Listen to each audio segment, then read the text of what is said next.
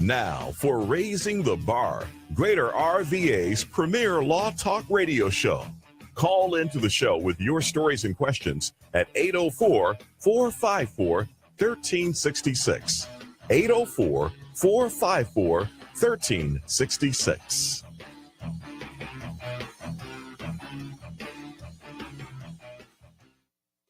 Good morning and welcome to Raising the Bar, Greater RVA's Law Talk radio show.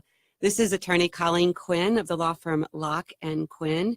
And today we're going to talk about gestational carriers and surrogates. But before we start talking about surrogacy, I just want to remind you that Raising the Bar, Greater RVA's Law Talk radio show, brings an exciting and varied array of legal topics to listeners throughout Central Virginia, and especially in the Greater Richmond area. At least once per week on Wednesday mornings at 9 a.m., our one-hour show features true life stories and cases, legal tips and information from experts and specialists, and from folks that have actually gone through certain legal experiences. We're going to also have a variety of different shows that talk about a lot of different areas of the law. The law touches nearly every aspect of daily life, and this show brings both humorous and entertaining stories along with some helpful tips, including tips on access to legal services, something that not everyone can afford. So just be reminded that Locke and Quinn is located right next to the Chipotle and now the Chick-fil-A at Willow Lawn. So you can come and dine on a variety of different options at Willow Lawn while also getting your legal services. Locke and Quinn focuses on personal injury and also family law. We also do estate planning and employment law. And in particular, I run an adoption and surrogacy law center, which brings us to today's topic, which is surrogacy. So with me today is my client and three-time surrogate, Brooke Collawn. Good morning, Brooke. Good morning. It's so nice to have you here today. And as we talk about surrogacy, if anybody would like to call into the show, please call in at 804-454-1366. Again, 804-454-1366. So, Brooke, tell us a little bit about yourself.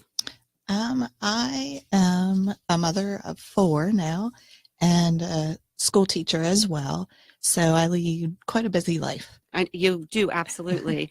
And in the car ride on over this morning, we were talking about your fourth child, which was actually your seventh pregnancy, Yes. Right? Yes, ma'am. And that was that little girl was kind of an accident, but a good accident. She was our surprise blessing, we call her. There you go.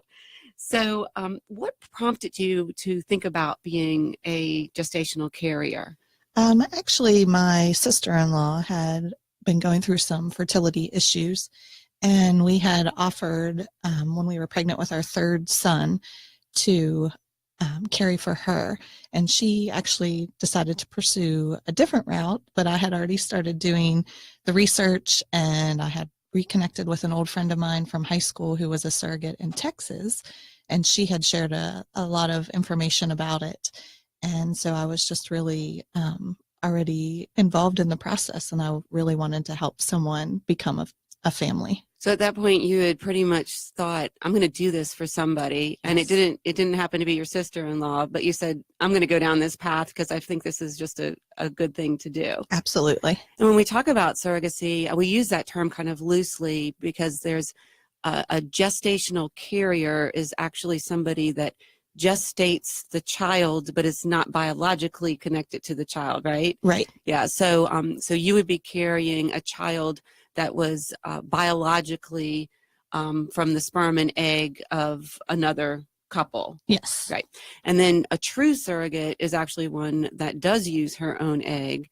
And of course, that is a completely different type of situation. Yes, Because it would be much more difficult if the child was biologically connected to you. Yes. I don't think I could have been a traditional surrogate. Yeah. So when you were doing that research, where did you look for research on becoming a surrogate? Actually, my friend from Texas, actually online is where we reconnected on Facebook, and she showed me a few different websites that I think some of them no longer exist because it was so many years ago. But basically online is where I found a lot of my information, and just some of the Facebook groups. And there's actually a lot of information out there that's easy to find now.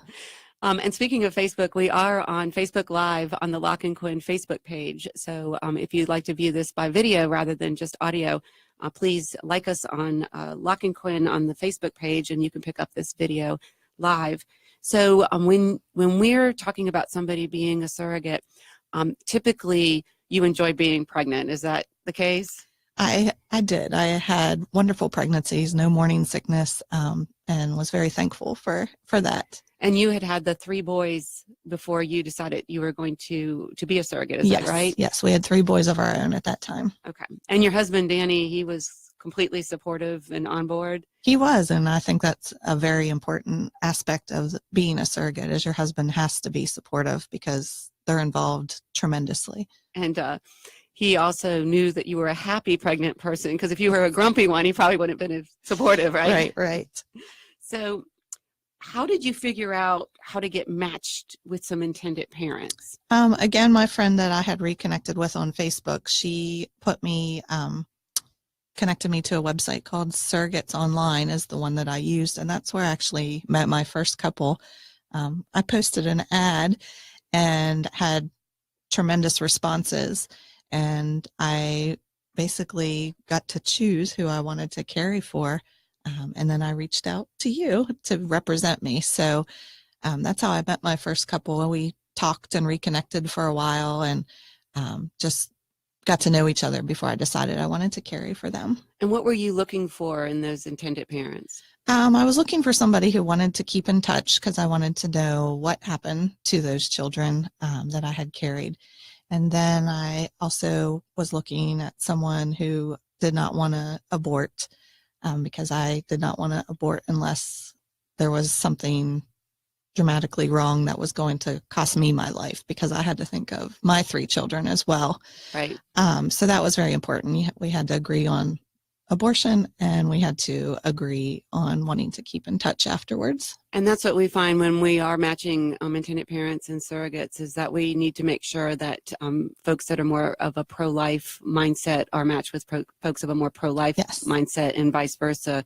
Folks that are more pro-choice need to be matched with folks that are also more pro-choice. Right. So we don't have a disconnect in terms of, religious views or just general views of life and sanctity of life. Yes. So, and also a website now is Surromoms Online, I think, where a lot of folks are placing ads, etc., or matching through fertility clinics or surrogacy programs, or actually at Lock and Quinn and the Adoption and Surrogacy Law Center, we actually match for free. We were talking about that. Right. Virginia has an anti-surrogacy broker statute, so nobody can charge compensation for actually putting surrogates and intended parents together. So that actually has to be done for free, the matching part in Virginia, whereas coordination of services and legal services and whatnot can be charged. So how did you find me? I think I just Googled online surrogate lawyers or adoption surrogacy lawyers, and your name came up. And that means my SEO website guys are doing a good job. That's right. Right. So let's talk a little bit about the geographic proximity of the intended parents and you during the process. How important is that to be kind of close to them? I think for me it was important. I know I've seen surrogates on the Facebook boards who are further apart, but to me that was important because I wanted to have that relationship with the family. The first couple that I carried for actually live in Maryland, so it was a little bit further, but they're right outside of DC, so not too far from Richmond. So they were able to make it to all the appointments and be there for the delivery and everything. And that was very important to me, that they were close enough to come to the appointment so it didn't feel like it was my pregnancy. I wanted them to be as much a part of the pregnancy as they could be. Yeah, and so then the other families that you carried for, where were they located generally? The second family I cared for actually lived 5 minutes from me. Wow. So they were many times she would pick me up on the way to the doctor, and we would ride together, which was a great bonding time for us. And then the third couple, excuse me, also lived in Richmond, and they've since moved to Charlottesville, which is not too far away. So I still get to see the second and third couple. The first couple, I don't see them as often anymore, just because of distance. Right. So it was really important to you that they experience the pregnancy yes. As part of the whole process. Absolutely. And many of these couples have had a lot of difficulty getting pregnant. They've suffered miscarriages, etc. So yes. kind of going through that whole pregnancy process can be a very emotionally rewarding piece. And I think that you truly appreciated that part of it. Yes, that's what I wanted them to be a part of, because I wanted them to experience a pregnancy from the beginning to end. Right. So we have at the Adoption Surrogacy Law Center, we have some intended parents that are in China and in England and in Germany. And of course, that's a much more difficult process for the surrogates that are caring for those families in foreign right. countries, because they can Skype or they can WeChat chat, or they can Google Hangout or Tango, or all the different, video type chat options that are out there, or internet chat options.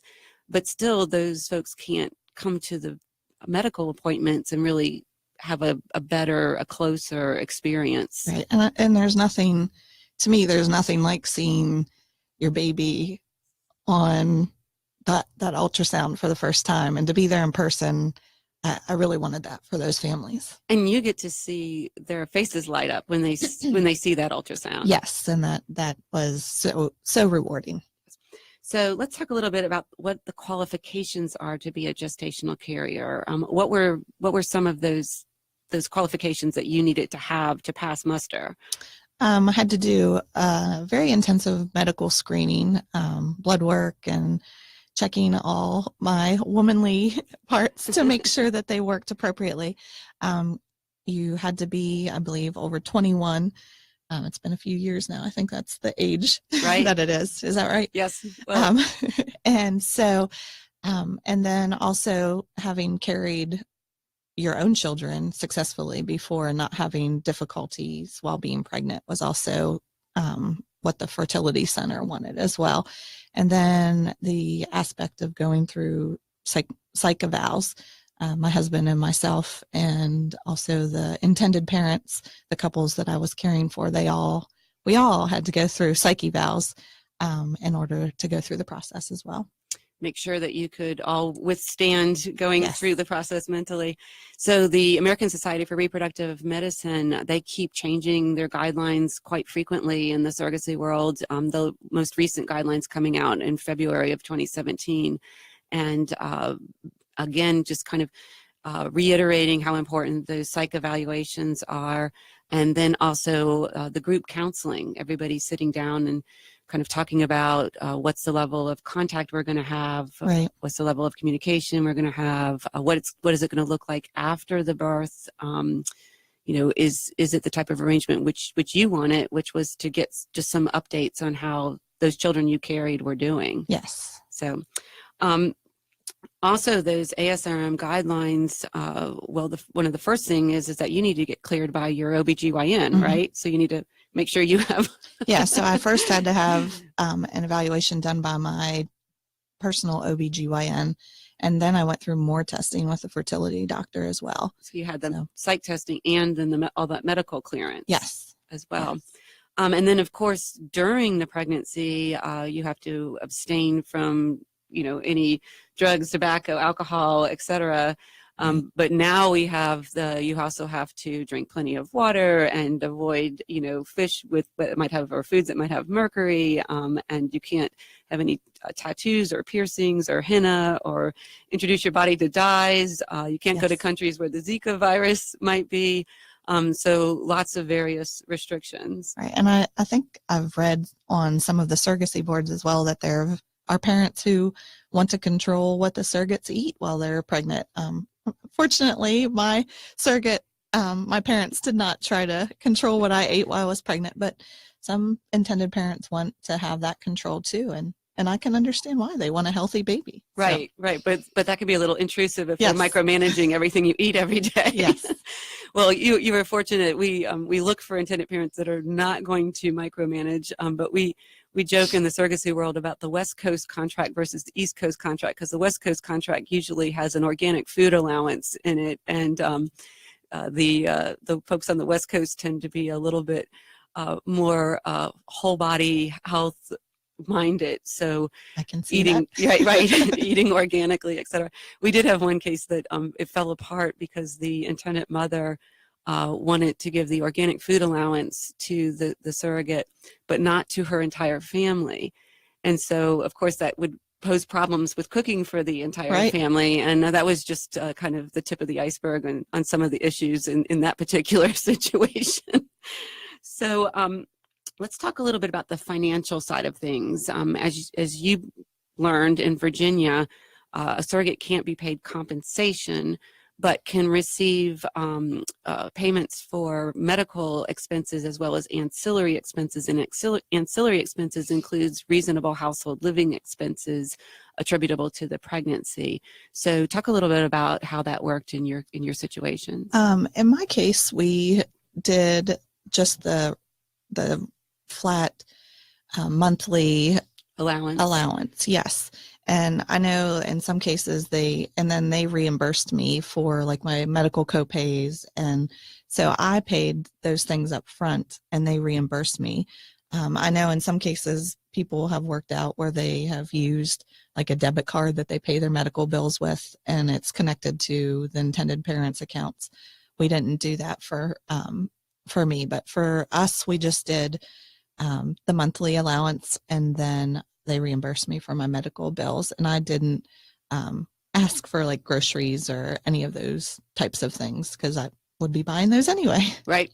So in some of the cases, there is not only the monthly allowance, but then there's the allowance for maternity clothes. And then if you carry multiples, if you have a C-section, Yes. invasive procedures, so there can be those different variables. What about life insurance? Was that a factor? Yes, they did purchase an additional life insurance policy for me that was for 1 year while I was pregnant and going through the process of, getting pregnant. And that was just in case something were to happen to me so that my husband could take care of our family if something happened to me. And part of that was also, I think it was about $50,000 or $75,000, I can't remember off the top of my head, went to them to reimburse them in case they had to go through the surrogacy process again. Because if I passed away and something happened to the baby, then they would not be getting the end result of what they were hoping for, a new child. Right. And these the intended parents typically invest so much, especially on the medical side of things, Yes. to have the eggs retrieved from the intended mother or to get donor eggs, and then to form the embryos and to store the embryos and then to pay for the embryo transfer. And of course, talk a little bit about on the medical side, what had to happen to get your body medically ready for that embryo transfer. I had to do shots daily. So my husband got to poke me in the behind with a shot.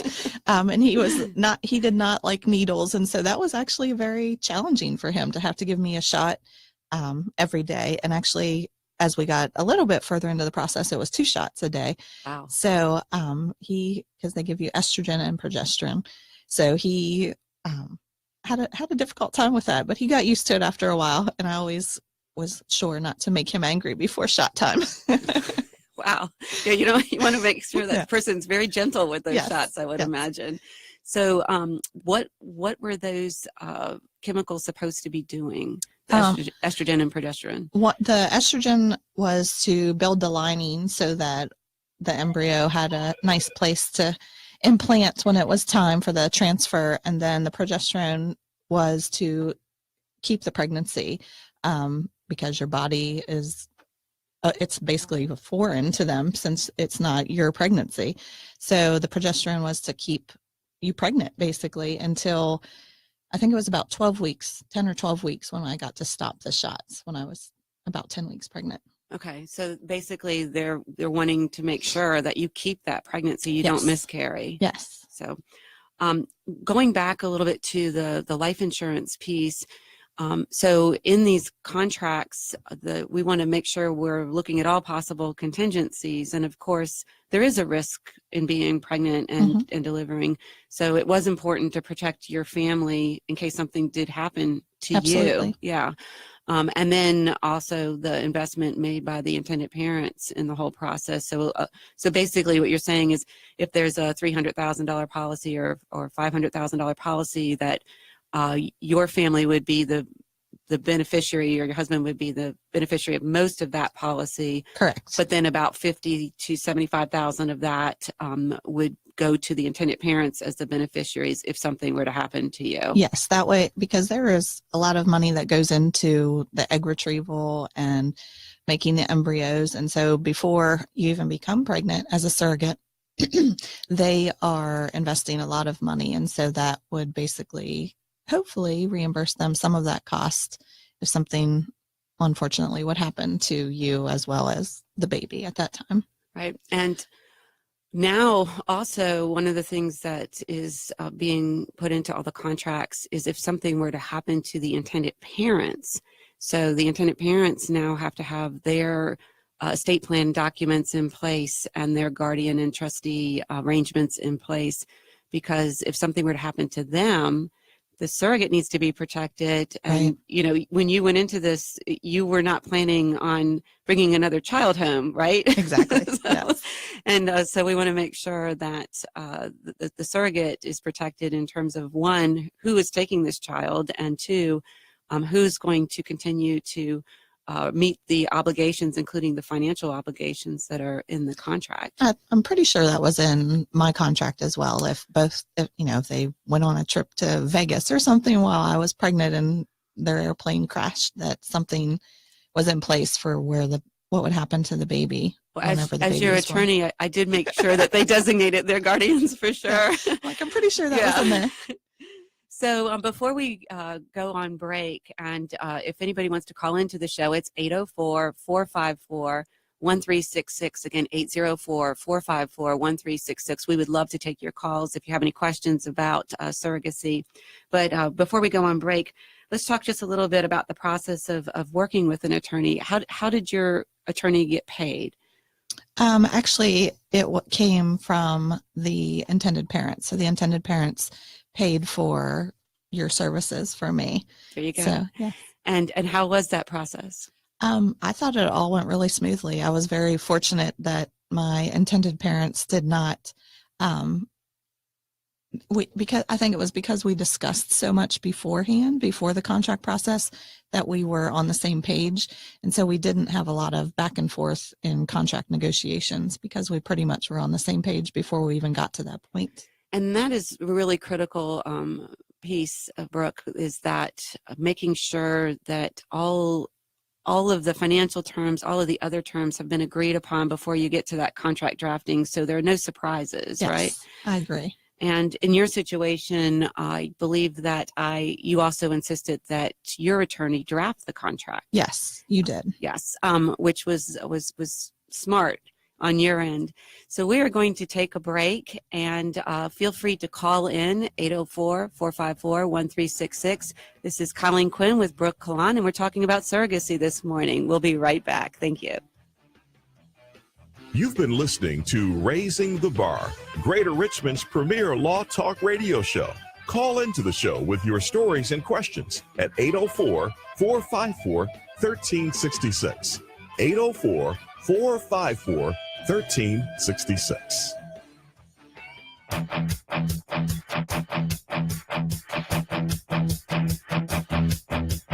Now, back to Raising the Bar. Call into the show with your stories and questions at 804-454-1366. 804-454-1366.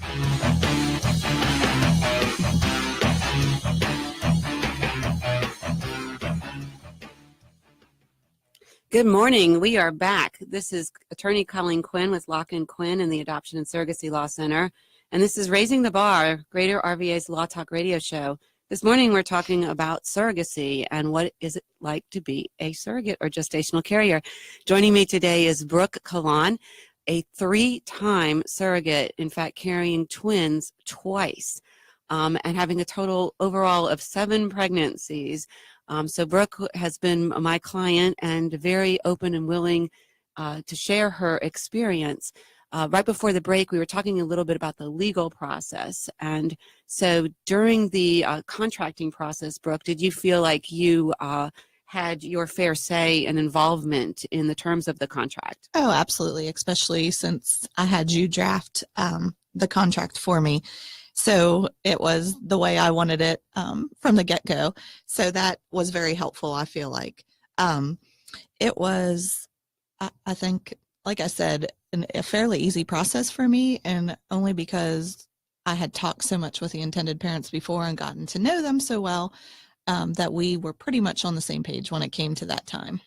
And those contracts include everything you could possibly imagine, including if you were in a car wreck and had to be placed on life support. Yes. If you ended up having a personal injury claim against somebody for causing the car wreck, and whether if you lost a pregnancy, whether the intended parents would share in that claim, and of course all sorts of contingencies. Yeah, I think it was 50 or 55 pages long, Yes, something like that. I think it's grown to about 60 pages now. So all sorts of, we always say that if we can think of all sorts of morbid and terrible scenarios and put them in the contract, then hopefully they won't happen.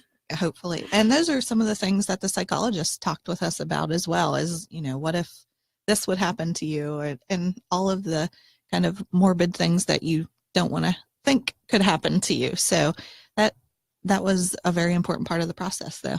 Right. For the psychologists or the licensed clinical social workers that are doing these screenings, that is a really important role that they play. They're not only evaluating you, but they're also making sure you really understand all of the risks that are going into these arrangements. Yes. So let's talk a little bit about the parentage and birth certificate amendment process. How did that go?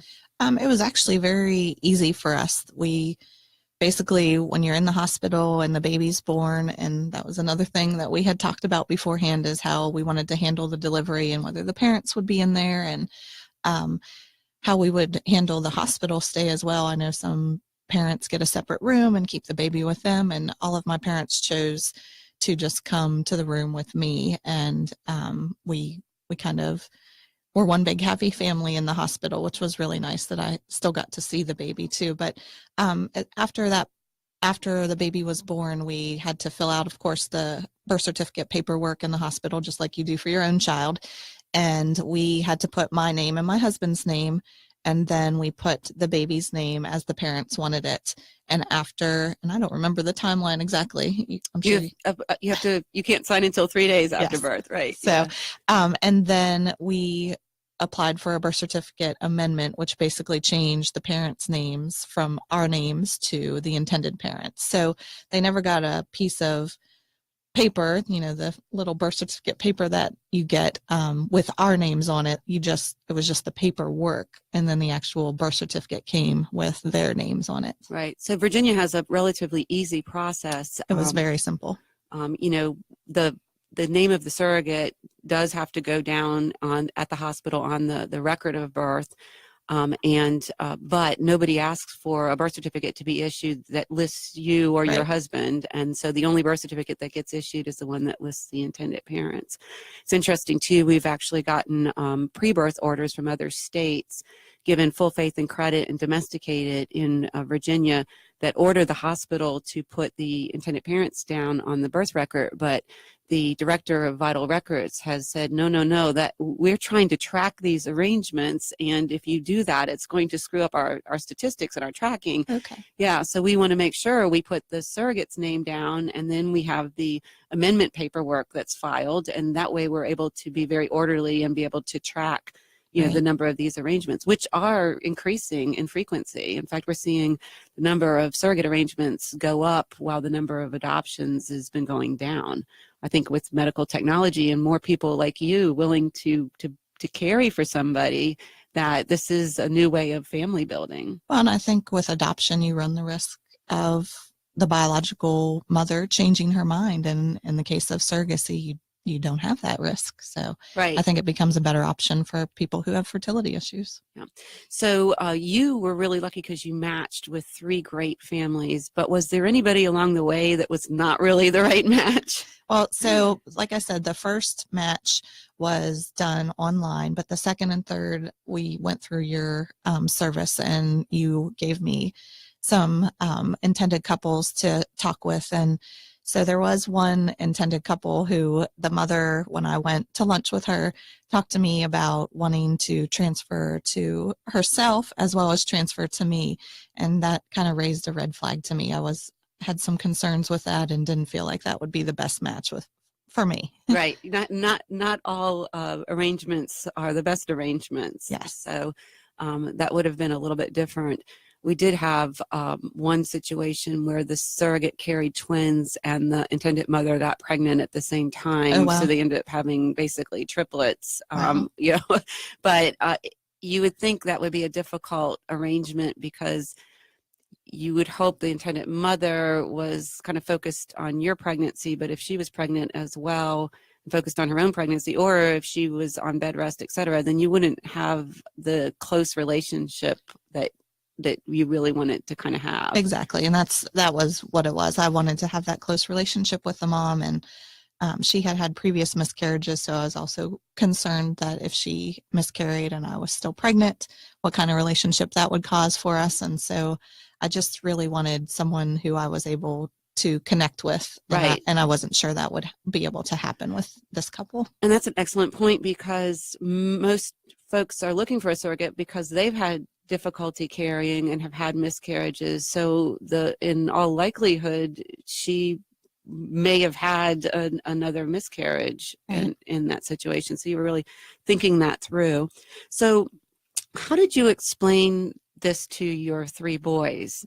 Well, my first surrogacy was when my youngest was only 3. So those twin boys just turned 7 in May. And so my youngest was 3, and my middle was 5, and my oldest was 7. So they didn't quite understand it. I basically just kind of explained to them in very generic terms that the mom's tummy was broken and she couldn't carry a baby for herself. And so I was going to grow her baby for her.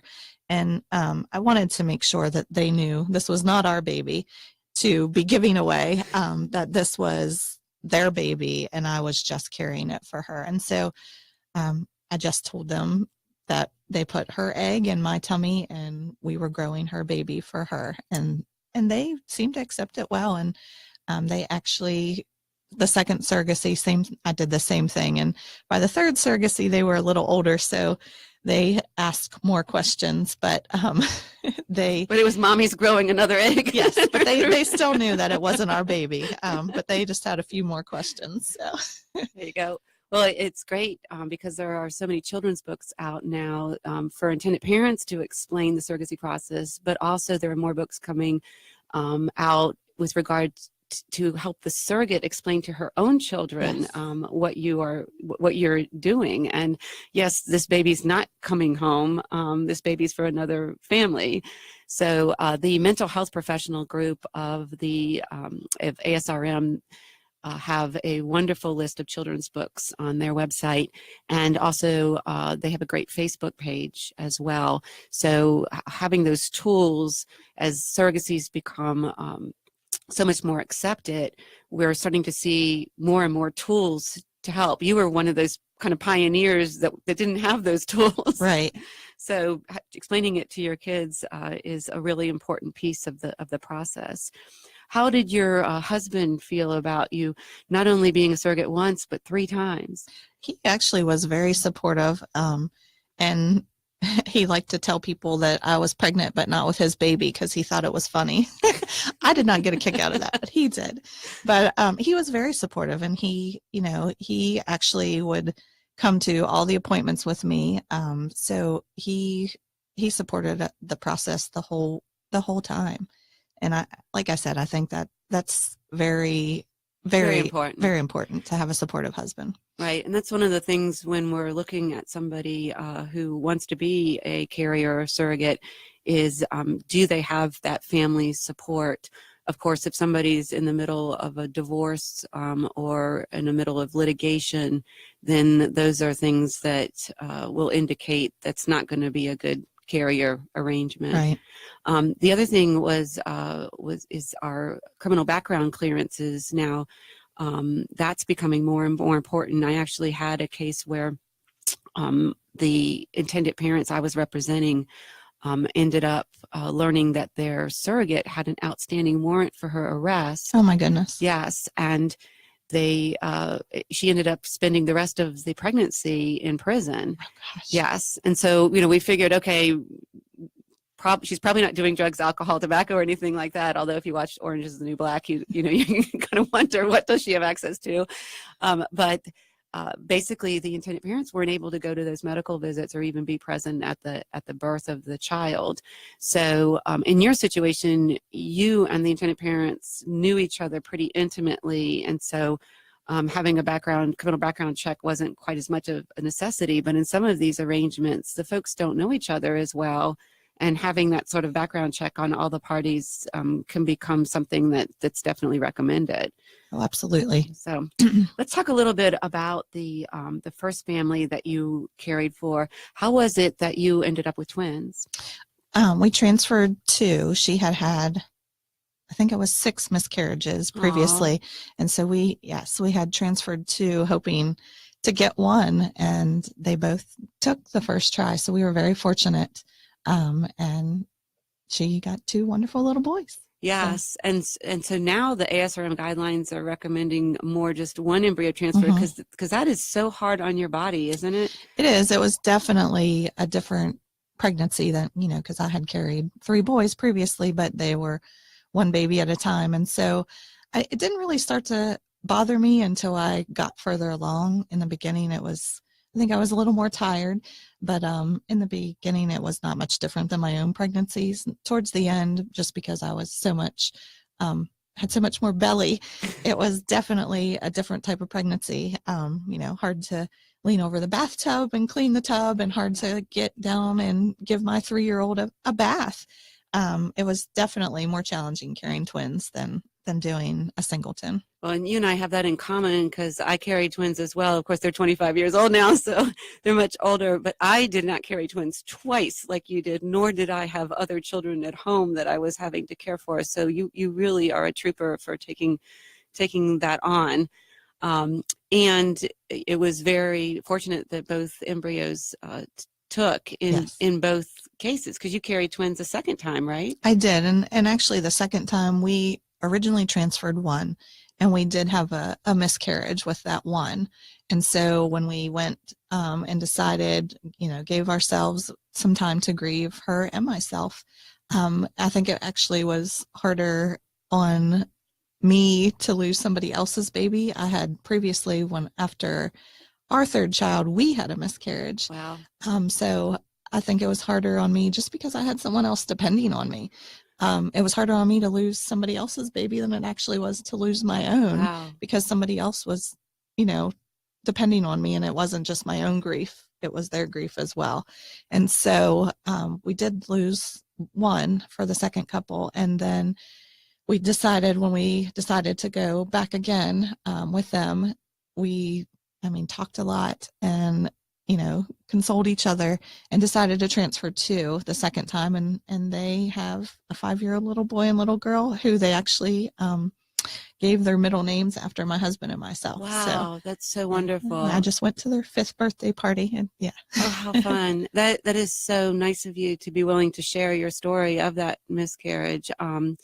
And so when that happened, and of course, here I am, the lawyer, asking from the contractual side of things, but what were your obligations legally after you had that miscarriage? In the contract, it said that we would try 3 times. And so that was the legal aspect, but she actually came back and left it up to me and said if I did not want to try again, that that she was totally okay with that. But of course, she would love to try again.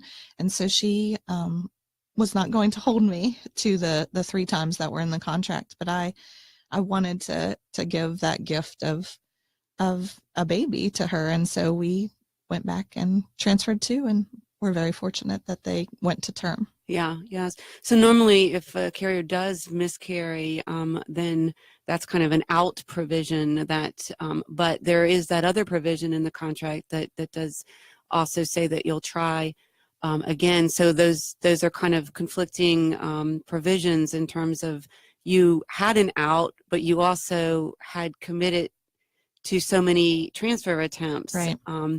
And in your situation, fortunately, you were close enough with those folks that you decided not to take that out, but no, I'm going to go ahead and we're going to give this another good old college try. Yes. Yes. So, and so in that situation, you again carried twins. How was that carrying twins a second time? Was that harder? It was actually harder the second time. I mean, I had done it once and I didn't think it would be that big of a deal, but towards the end of the pregnancy, I ended up with high blood pressure.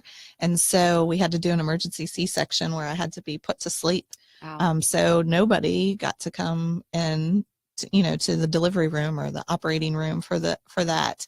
Whereas the first time around, my husband and the intended mom got to be there. Even though that was a C-section, the hospital was very accommodating and allowed us to have my husband and the intended mom in there. And this time, since I had to be put to sleep, since it was an emergency C-section, they didn't allow anybody in there with me. Gotcha.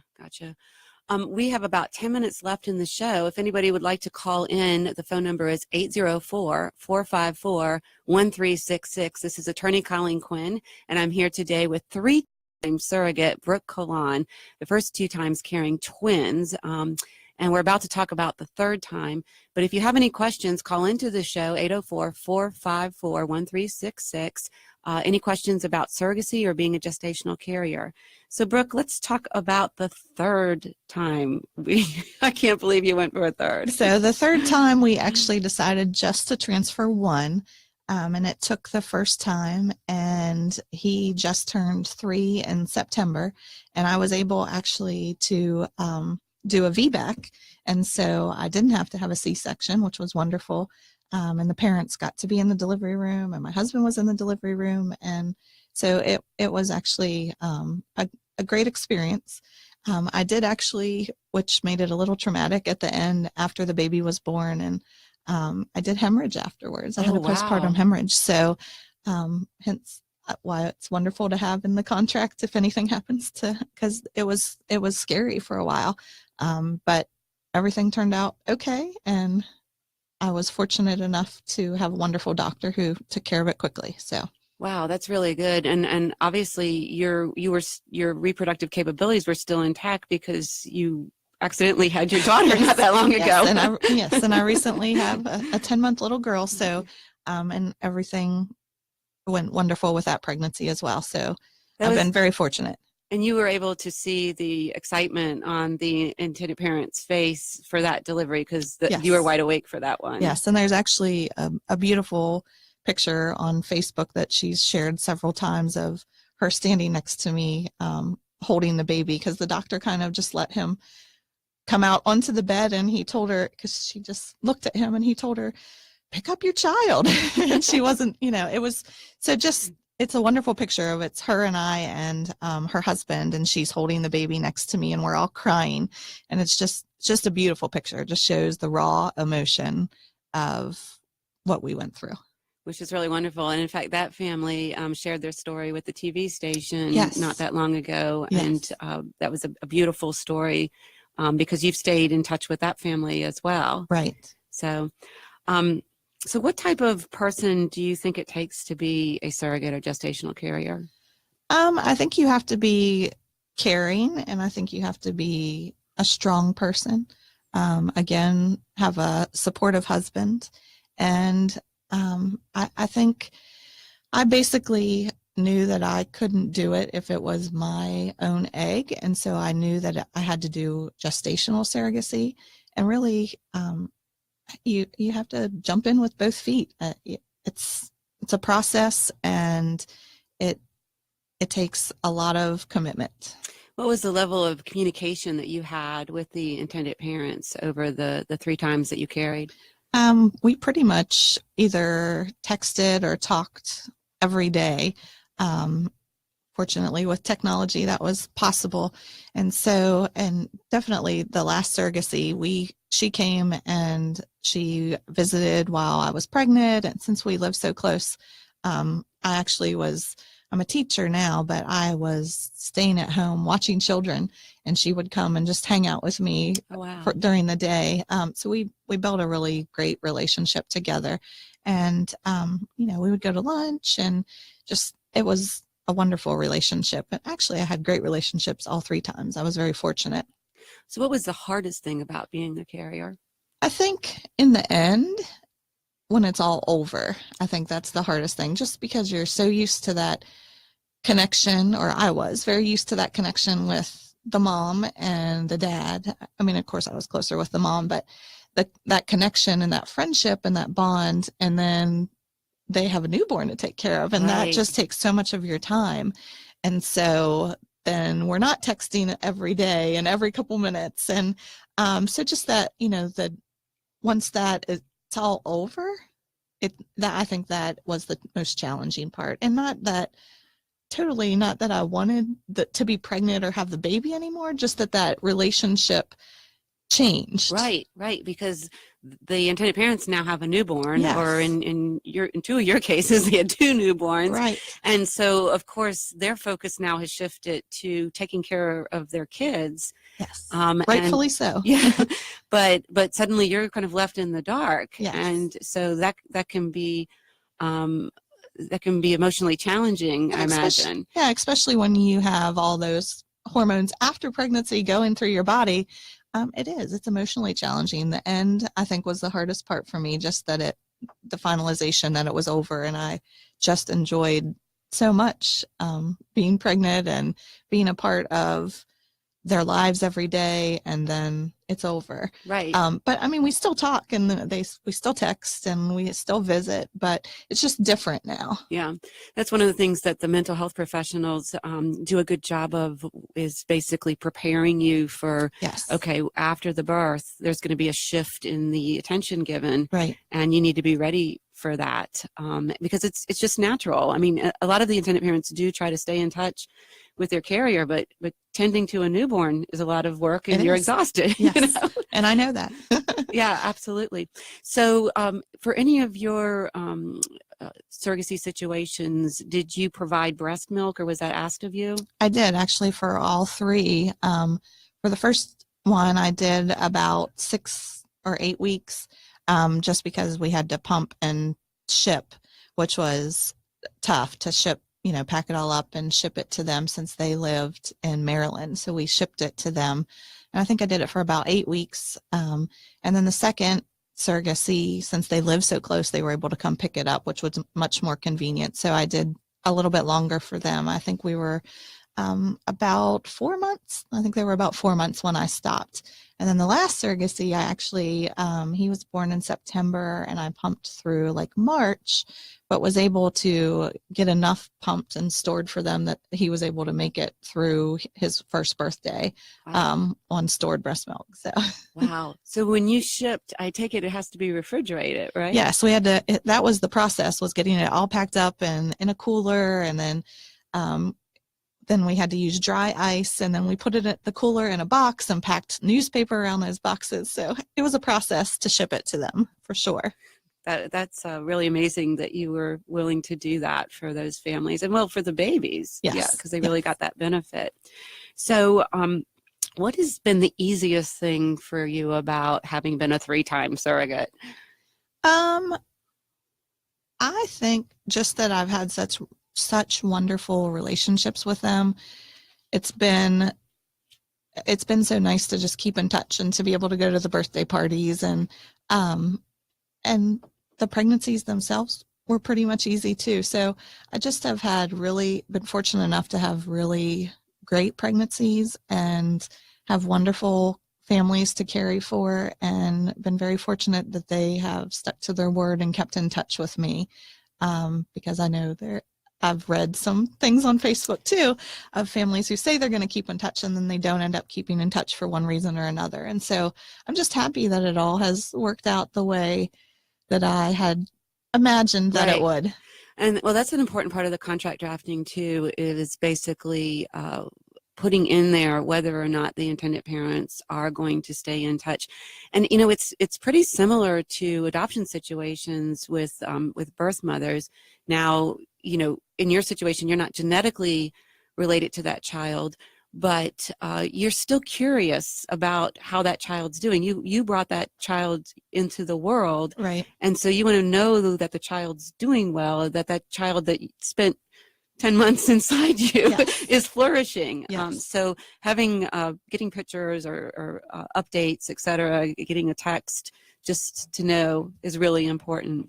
Thank you for joining us today, Brooke. We were talking about surrogacy. Brooke is a 3-time surrogate, and if you did not catch the whole show, it'll be on the Locke and Quinn Facebook page. And please join us next week when my associate Katie Dean will be talking about disability law. Thank you.